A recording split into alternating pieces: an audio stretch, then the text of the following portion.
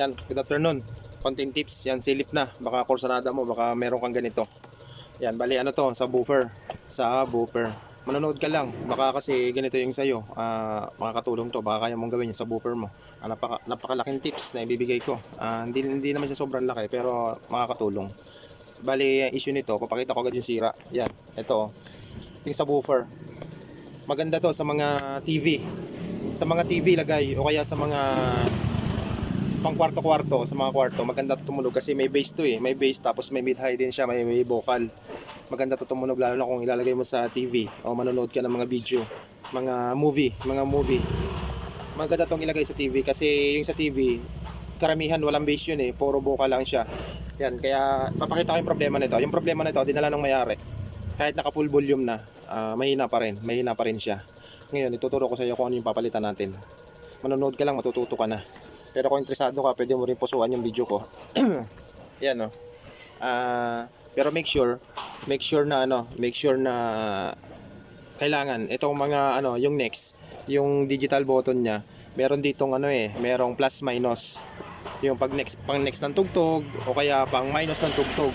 Kailangan make sure na if naka full volume yun bago mo i-refer. Ayan no, i-full volume natin. Ayan, naka 30. Ayan.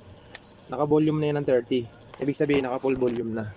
Meron kasi na hindi alam yung volume dito. Dalawa kasi ang volume ng subwoofer. Ang volume ng subwoofer dalawa guys ha.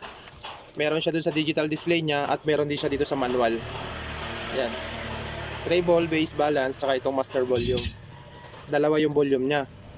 Ngayon, kailangan nakasagad muna dito, naka full yung volume. Kasi minsan wala palang volume dito sa digital, mababa yung volume.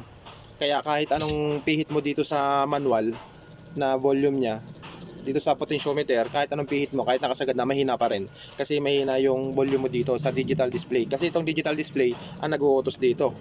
Yan, kaya dapat make sure mo na naka-full yung volume mo dito sa digital display. Ngayon, ang issue nito, yan, naka-full na dito, tapos naka-full na rin dito sa manual na volume, mahina pa rin. Kapag ganoon, ang papalitan mo doon, eto, yan lang oh. Yan, volume control. Etong volume control. Yan. Makikita mo yung volume control na yan. Sinusungkit lang yan dito eh. Ayan oh. Sinungkit ko na para mabilis yung video. Yan oh. Yan. Dito nyo makikita. Yan. Tatlo yan, treble, bass, tsaka yung master. Eto. Yan lang yung papalitan mo kapag ganung issue. Kapag sagad na yung volume mo dito sa digital, tapos sagad na yung volume mo dito sa manual, at mahina pa rin, yan. Palitan mo itong manual, itong volume ito, itong potentiometer. Tingnan mo, yung nung napalitan na natin ng bago, volume natin. Yan o. Diba? Ang lakas niya.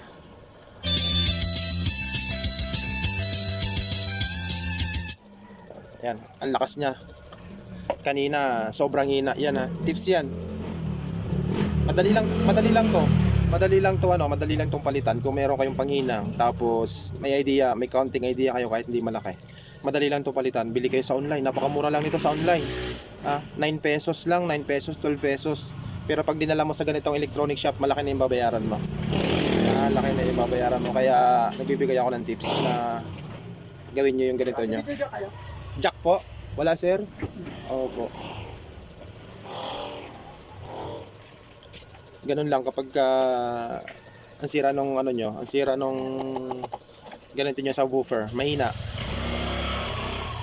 pero good naman siya, buo naman siya pero mahina. Kadalasan nun dito, eto tingnan nyo, volume natin dito. Volume ko muna dito. Wala tayong nakasalang na kanta, salangan natin. Gamit kasi natin DVD player. Ayan, ilalagyan ko na ng audio. Boboluman ko dito tapos hihinaan ko sa digital. Yan, lalakasan ko dito sa manual. Pwede kong hinaan yan dito sa button na to. Try natin. Lakasan ko Ayan. Hinaan ko.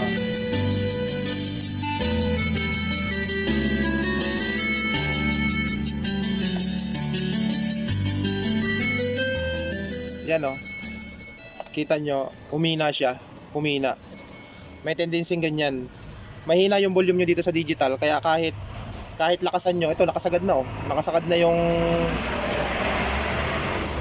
yung manual natin. Pero ang hina pa rin ng tunog, kung maririnig nyo ang hina. Merong ganun na napipindot ng mga bata, hindi na ibabalik. O kaya kahit matanda, hindi nila kabisado. Ang alam lang nilang volume, dito lang yung volume na alam nila. Ayan. Tinaw, sagad na oh. Sagad na siya pero ang hina pa rin. Ayan, ibalik natin, lakasan natin dito sa digital. Long press lang. Ang paglakas nito, long press lang. Ang paghina, long press lang. Huwag po kayo pipindot ng isang pindot kasi lilipat lang yung tugtog ng ibang tugtog. Parang magne-next lang siya. Kaya kailangan dito long press. Long press sa plus na volume. Long press. Itong sign na to, ayan o. Ay, lapit ko ng konti. Yan. Kalimitan, ito yung sign ng plus. Ilo-long press nyo lang yan, magpa-plus na yung volume niyan. Tapos dito sa kabilang side, yan. Ito pala, ito. Yung pangalawang side, yan yung minus. Yan yung minus. Try natin lakasan. Lakasan natin. Dito tayo pipindot ha, long press. Ayan oh.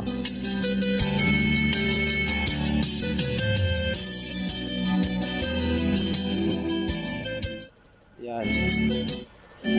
Meron kasing nalilito na hindi nila alam yung volume dito, kaya gusto kong ituro. Maraming pumupunta dito, nagpapayos, pero okay naman yung kanilang sounds. Kasi mahina lang dito, lalo na yung nawawala ng remote, nasisira yung remote. Kuya, sira yung ganito ko eh. Nakasagad na yung volume pero ang hina pa rin. Nakasagad na yung volume nila pero ang hina pa rin. Hindi nila alam, mahina lang dito sa digital display, sa pinakang module niya. Yung digital module kasi ito yung nagko-command. Ito yung nagko-command papunta dito sa mga manual potentiometer na ito, manual volume. Yan, isang tips yan guys ha. Basta laging make sure na nakasagad yung volume mo dito. Yan. Pagka gano'n, nakasagad pa rin yung volume mo, tapos nakasagad na rin tong manual mo, mahina pa rin. Ito na yung palitan mo. Yan. Ito. Walang bayad matuto, manood ka lang. Malolocate mo yon dito lang. Sa likod. Yan no. Ang gagawin mo lang dito, wala tong screw. Yung gilid nito, yan. Yung pinakang gilid nito, sungkitin mo lang ng flat screw. Unti-unti mo sungkitin ng flat screw. Yan, bibigay na yan kasi nakasalpak lang yan, twist lock lang yan. Nakasalpak lang yan. Ganun lang kadali. Tapos, siyempre, may tornilyo yan dito. Yan o. Meron ditong nut. Yung nut na yan, luwagan mo lang yan. Yan, matatanggal mo na yan, maayos mo na yan. Napakadali lang, napakadali. Pero kung ang sounds nyo ay umusok o nangangamoy at di nyo naman kabisadong gawin, huwag nyo nang gawin, baka lalong lumaki pa yung sira. Dalhin nyo na sa mga pagawaan, sa mga electronic shop. Dalhin nyo na sa shop. Yan, konting tips lang yan. Sana may natuto kayo. Kasi syempre, hindi ko naman naituturo yun, sobrang hirap. Kasi para lang naman to sa mga baguhan, tsaka gustong itry. Hindi ko naituturo yung napakahirap na troubleshoot dun sa makina. Kasi mahirap sundan yun, mahirap sundan. Ang ibibigay ko lang, yung kayang sundan ng tao na sa bang malayong lugar, yung ganyan-ganyan, sa malalayo, yung kayang sundan. Pero yung maraming mga conversion, hindi ko na yun ituturo kasi hindi nyo rin maiintindihan. Ang makakaintindi lang nun, yung mga technician din. Pero yung ibang technician na nanonood sa atin, mas magaling pa yun sa atin. Tayo yung magpapaturo sa kanya ng ibang technique. Kaya ang ibibigay ko lang, yung kayang sundan. Yung kayang sundan. Tsaka, kasi kapag pinilit nyo na gawin yung isang gamit nyo na medyo malala yung sira tapos kulang kayo sa knowledge, medyo mahirap gawin. Ayan guys, bye bye na. Sana namin tutunan kayo. Thank you.